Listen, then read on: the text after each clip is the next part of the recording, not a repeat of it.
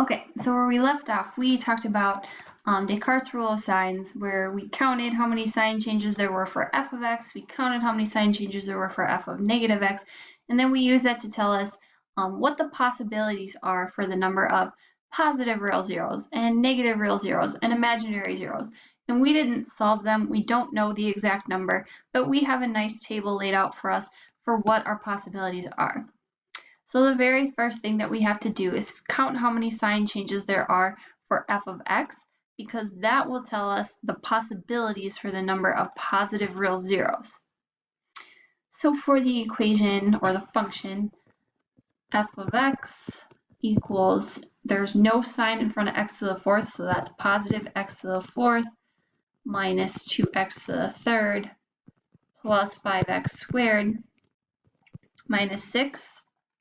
I can count 1 sign change, 2 sign changes, and 3 sign changes. We went plus negative for a total of 3 sign changes. That tells us that we could have as many as 3 positive zeros. And then again, we count down by, it says count down by an even number, but we're really just counting down by 2's. So 3 minus 2, we have 1.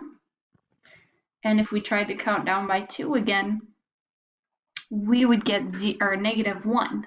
And it's not possible to have negative 1 solutions. So that means we either have to have 3 positive zeros or just 1, but we do have a positive zero somewhere. Next, we need to figure out the number of negative zeros. So for negative zeros, we need to evaluate this using f of negative x and counting the sign changes. So anywhere you see an x, replace it with negative x.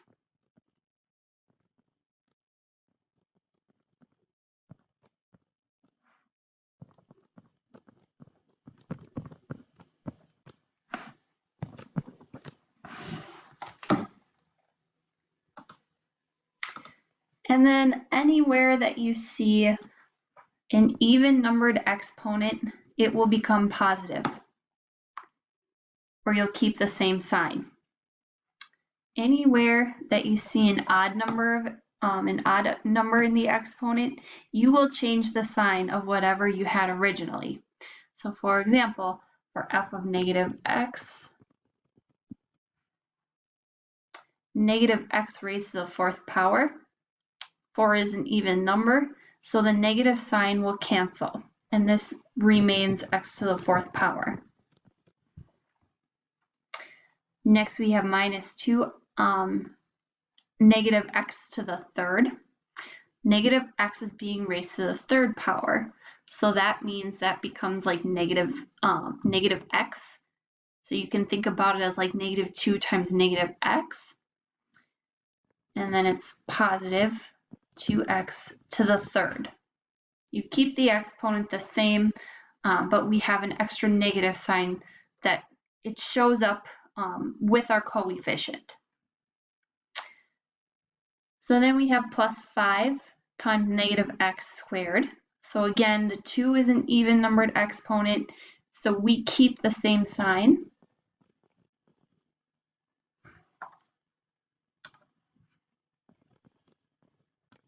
And then minus 6. So if you count this time, I don't see a sign change, I don't see a sign change, and now I see just 1 sign change. So for the negative zeros, we have to have 1 negative 0.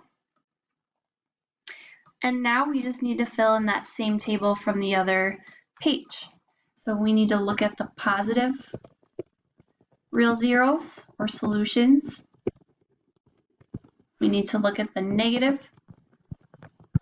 real zeros. We need to look at the imaginary zeros.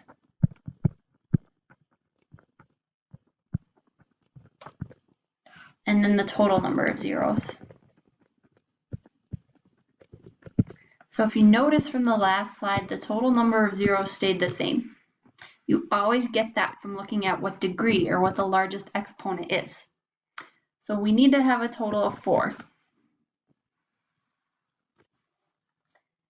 If we have 3 positive zeros and 1 negative 0, that's already 4 zeros, and then we wouldn't have any imaginary zeros.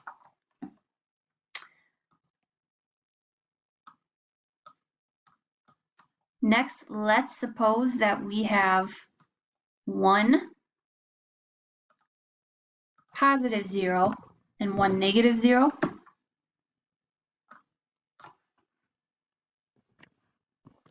That would leave 2 imaginary zeros for a total of 4. And this list is quite a bit smaller than our last example, but that's because we had a lot fewer zeros to work with. The higher the degree, the more zeros you have to work with. Let's take a look at another example. We were given the function h of x equals x to the 5th power minus 2x to the 3rd minus x squared plus 6x plus 5. So first we figure out the number of positive, or the possibilities for the positive real zeros by counting the sign changes for h of x.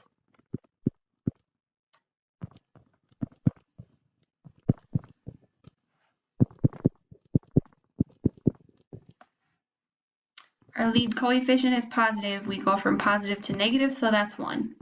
Negative to negative, we're still at 1. Negative to positive, that's a second sign change. Positive to positive, still just 2 sign changes. So we're starting off with 2 possible positive real zeros. If you count down from 2 by 2, you get 0. So we could also have 0 real zeros. We need to figure out the number of possible negative real solutions, or real zeros, by substituting negative x into this entire function instead of x.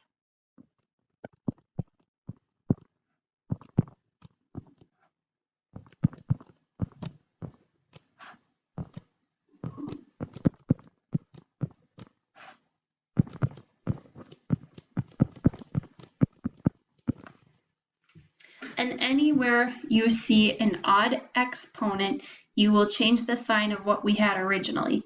Anywhere you see an even exponent, you will keep the sign the same. So we started off with positive x to the 5th power. Now we have negative x to the 5th power, so this becomes negative x to the 5th. And then negative 2 times negative x to the 3rd. 3 is odd, so we change its sign.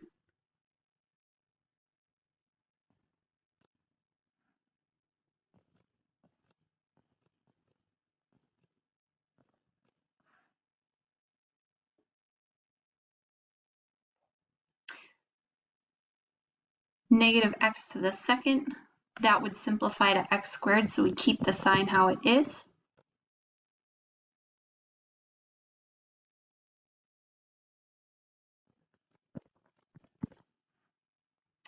We were adding 6x, so now we're changing it to subtraction.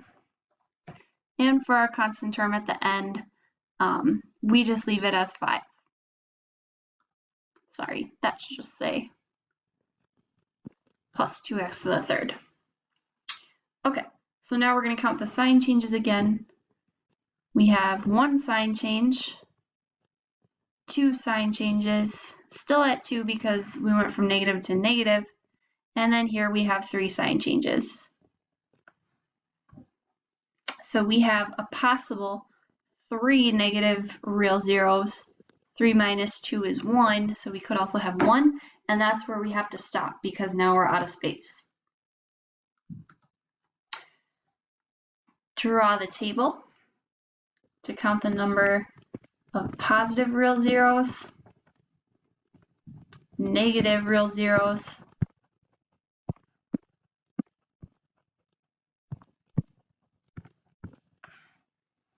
imaginary zeros,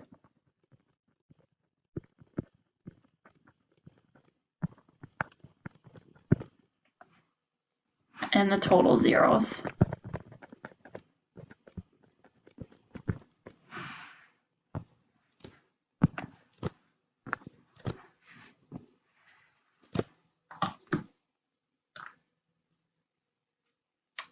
If you look in the table up above, I'm just going to draw a couple of rows in here.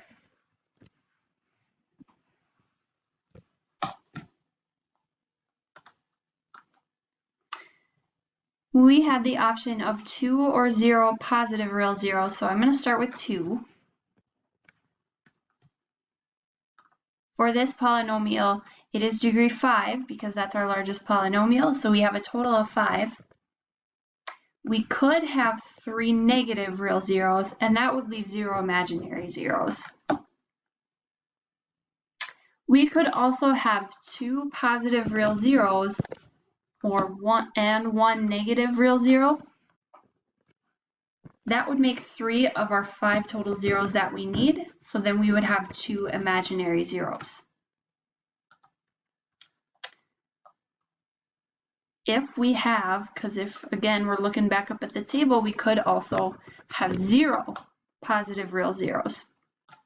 And if we do have 0 positive real zeros, we have a few options. We could have 3 negative real zeros for a total of 5, which would leave 2 imaginary zeros.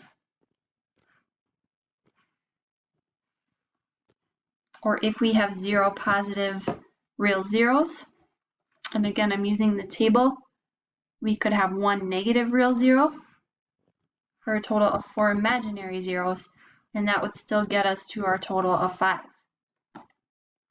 All right, the next video will go over just 2 more examples. So if you're feeling pretty good after these 2 examples, great, but if you need the extra practice, definitely watch the next video.